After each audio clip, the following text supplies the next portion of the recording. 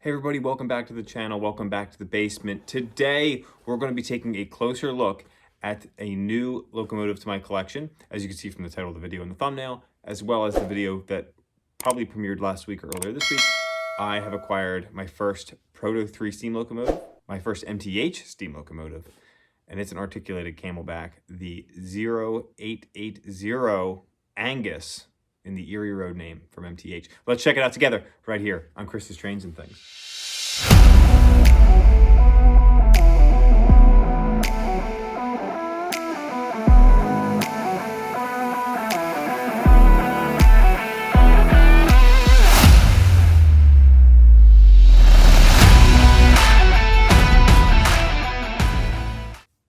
Now, like all the videos that I like to do when I'm doing my review, we're going to go into the history a little bit because this is a really unique locomotive. In fact, it's probably the most unique locomotive in my collection since I got my Camelback a few months ago, the PRR one from Lionel that was a custom run by Mr. Muffins. This one I picked up from Toy Trains and Collectibles.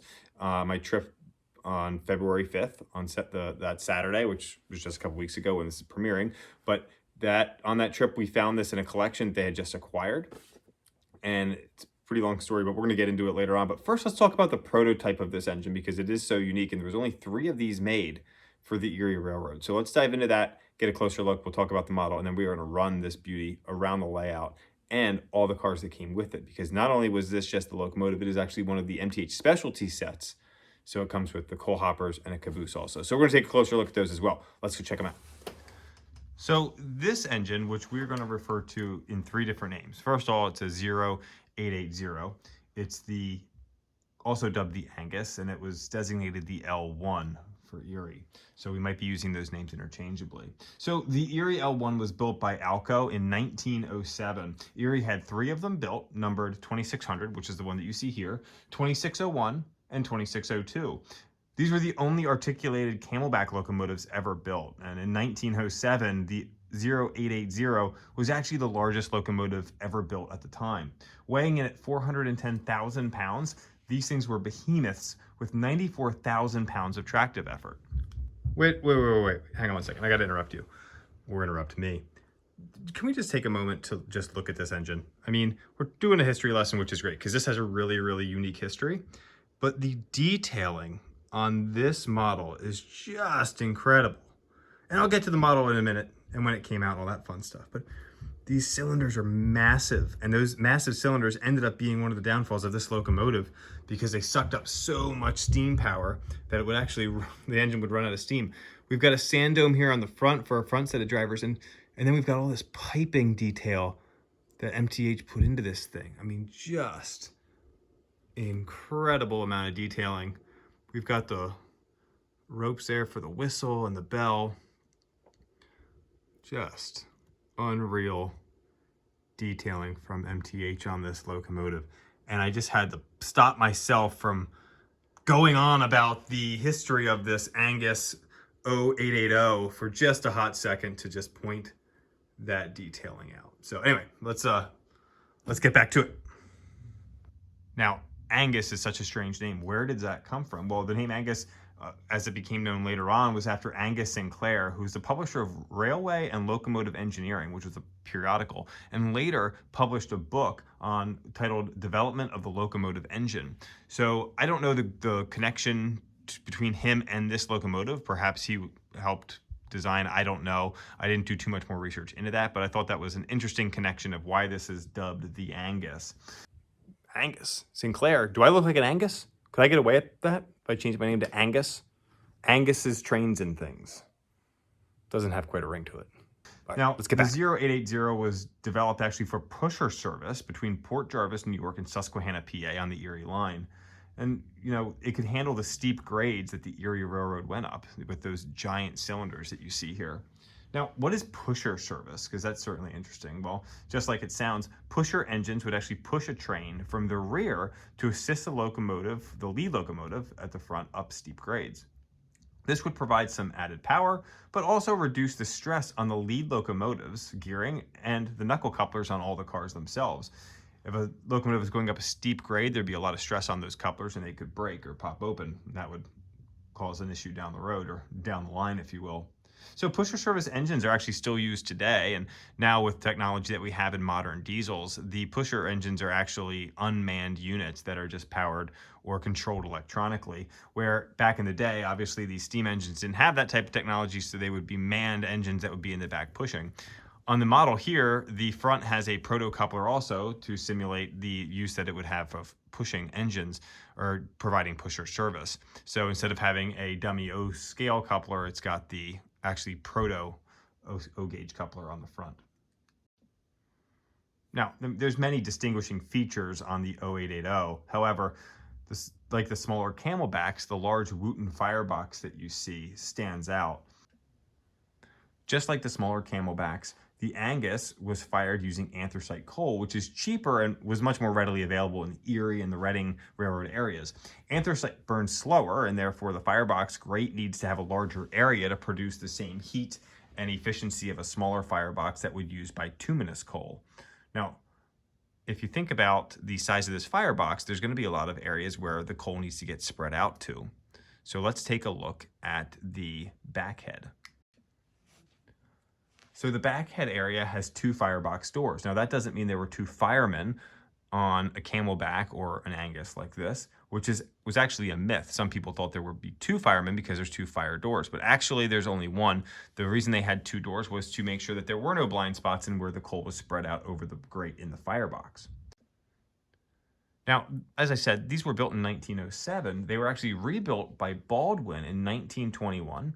And then in 1930, they ended up being retired. It was not cost effective to update them again and rebuild them again. So they ended up being scrapped in and around the 1930s.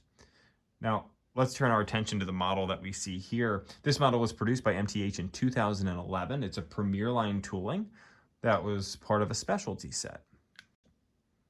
The set includes the locomotive, 5 Erie coal hoppers, and a bobber caboose, and the locomotive boiler stands out because of the unique Russian iron color. MTH also produced a set with an all-black boiler as well, which I believe has a different road number. The designation 0880 is because the engine has no leading truck. It's got the 8 drive wheels, followed by another 8 drive wheels, and then no trailing truck.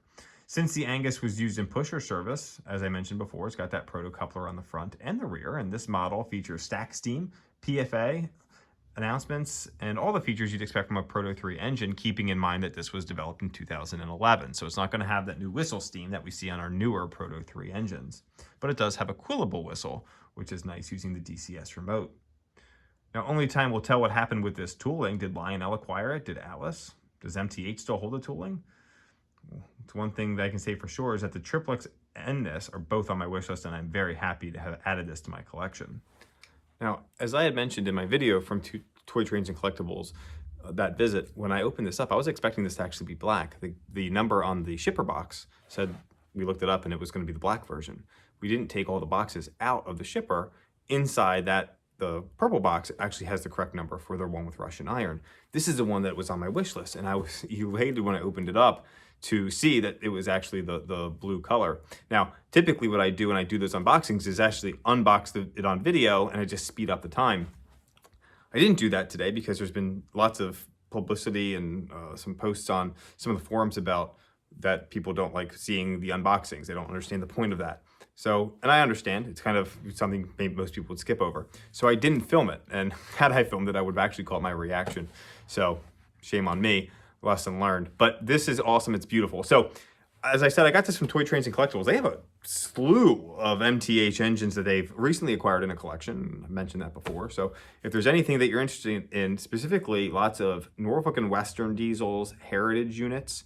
There's some Norfolk and Western J's in that collection.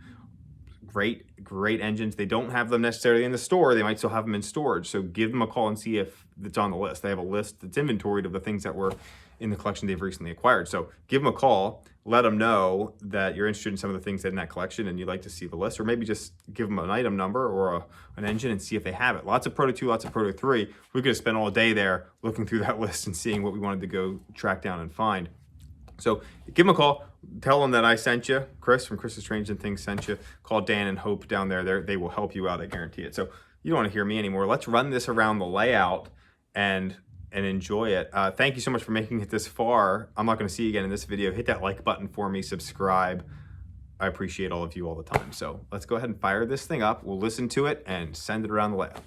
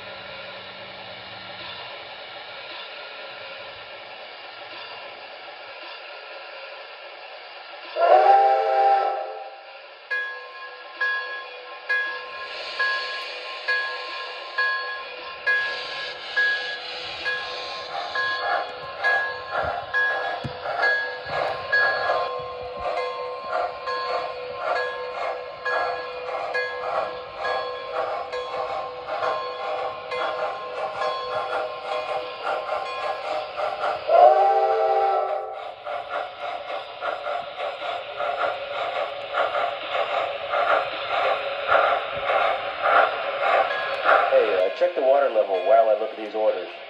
Sure. I'll do it.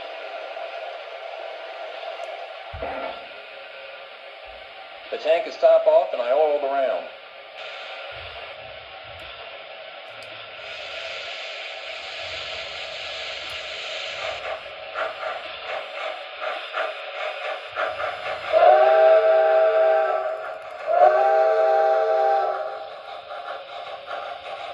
There's the call boy with our orders.